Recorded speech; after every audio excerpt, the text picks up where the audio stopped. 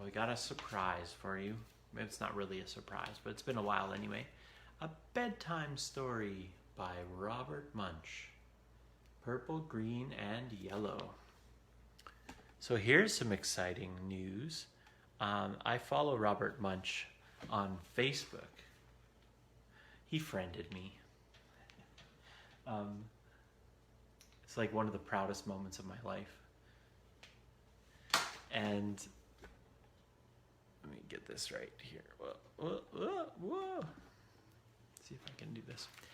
Yeah, so his daughter actually runs his Facebook page. His daughter's name is Julie, and she's actually featured in numerous of his stories. And she is currently pitching, wait for it, a TV series to Netflix for Robert Munch stories. I think that would be phenomenal.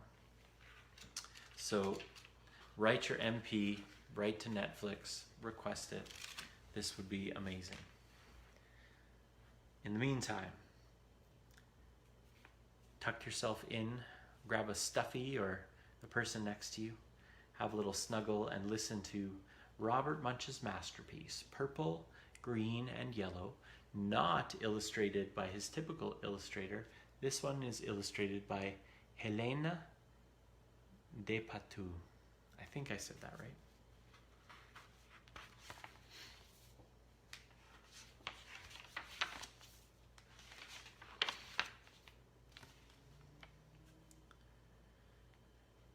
Bridget went to her mother and said, "I need some coloring markers. All my friends have coloring markers. They draw wonderful pictures, Mummy, and I need some coloring markers." "Oh no," said her mother. "I've heard about those coloring markers. Kids draw on the walls. They draw on the floor. They draw on themselves. You can't have any coloring markers." "Well," said Bridget, "there are these new coloring markers. They wash off with just water. I can't get into any trouble with coloring markers that wash off. Give me some of those." "Well," said her mother. "All right." So her mother went out and got Bridget 500 washable coloring markers. And Bridget went up to her room and drew wonderful pictures. She drew lemons that were yellower than lemons, and roses that were redder than roses, and oranges that were oranger than oranges. I don't know if you can see that. There's Bridget. Drawn up storm.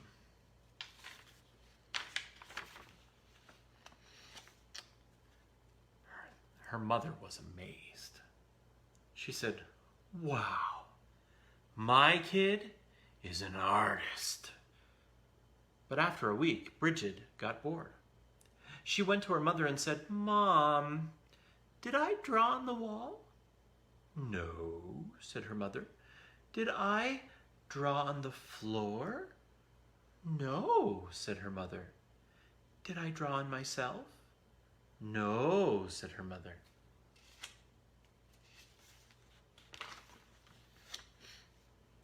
"Well," said Bridget, "I didn't get into any trouble, and I need some new coloring markers." "All my friends have them, Mummy. There are coloring markers that smell. They have ones that smell like roses and lemons and oranges, and even ones that smell like cow plops. Mum, they have coloring markers that smell like anything you want. Mum, I need those coloring markers." Well, her mother went out and got 500 coloring markers that smelled. Then Bridget went upstairs and drew pictures. She drew lemons that smelled like lemons, and roses that smelled like roses, and oranges that smelled like oranges, and cow plops that smelled like cow plops.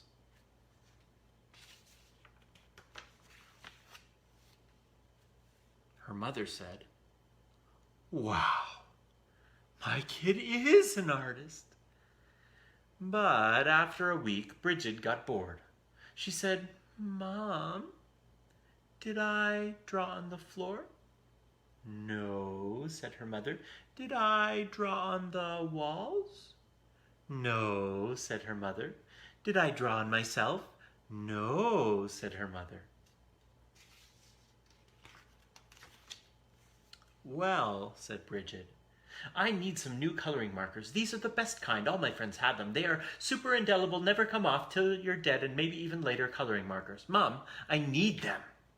So her mother went out and got her 500 super indelible, never come off till you're dead, and maybe even longer, coloring markers. Bridget took them and drew pictures for 3 weeks. She drew lemons that looked better than lemons, and roses that looked better than roses, and oranges that looked better than oranges, and sunsets. Sunsets that looked better than sunsets.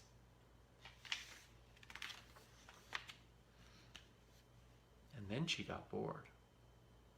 She said, I'm tired of drawing on the paper, but I'm not going to draw on the walls, and I'm not going to draw on the floor, and I'm not going to draw on myself, but everybody knows it's okay to color your fingernails. Even my mother colors her fingernails. So Bridget took a purple, super indelible, never come off till you're dead, and maybe even later, coloring marker, and she colored her thumbnail bright purple. And that was so pretty. She colored all her fingernails purple, black, and yellow. And that was so pretty. She colored her hands yellow, green, and red. And that was so pretty. She colored her face purple, green, yellow, and blue. And that was so pretty. She colored herself all sorts of colors, almost entirely all over. She even colored her belly button blue. Then Bridget looked in the mirror and said, "What have I done? My mother is going to kill me." So she ran into the bathroom and washed her hands for half an hour. Nothing came off. Her hands still looked like mixed up rainbows. Then she had a wonderful idea. She reached way down in the bottom of the coloring markers and got a special colored marker. It was the same color she was. She took that marker and colored herself all over until she was her regular color again. In fact, she looked even better than before. Almost too good to be true. She went downstairs and her mother said, "Why, Bridget, you're looking really good today." "Right," said Bridget. Then her mother said, "It's time to wash your hands for dinner." But Bridget was afraid that the special color would not stick to the colors underneath, so she said, "I already washed my hands." But her mother smelled her hands and said, no soap." So she took Bridget to the bathroom and washed her hands and face with soap. All the special color came off, and Bridget looked like mixed up rainbows. "Oh no," said her mother. "Bridget, did you color your hands with the coloring markers that wash off?" "No." "Bridget, did you color your hands with coloring markers that smell?" "No." "Did you use the super indelible, never come off till you're dead, maybe even longer coloring markers?" "Yes." "Yikes!" yelled her mother. She called the doctor and said, "Help, help, help! My daughter has colored herself with super indelible, never come off till you're dead, and maybe even longer coloring markers." "Oh dear," said the doctor. "Sometimes they never come off." The doctor came over and gave Bridget a large orange pill. She said, "Take this pill, wait 5 minutes, and then take a bath." So Bridget took the pill, waited 5 minutes, and jumped into the bath. Her mother stood outside the door and yelled, "Is it working? Is it working?" "Yes," said Bridget.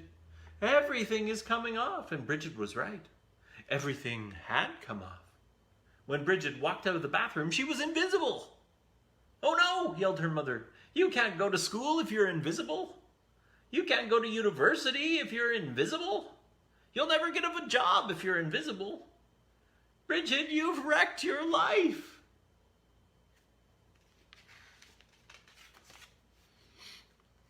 Don't worry, said Bridget. She ran into her room, got the special colored marker, and colored herself entirely all over until you couldn't tell the difference. In fact, she looked even better than before. Almost too good to be true. But her mother said, Bridget, you can't go through life like that. You're just a picture. Everyone will know there's something wrong. No, they won't, said Bridget. Yes, they will, said her mother. No, they won't, said Bridget. I colored Daddy while he was taking a nap, and you haven't noticed anything yet. Good heavens, yelled her mother, and she ran directly into the living room and looked at Daddy. He looked even better than before. Almost too good to be true. Doesn't he look great? Said Bridget. I couldn't even tell the difference, said her mother. Right? Said Bridget. And neither will he. Until it rains. Good night, friends.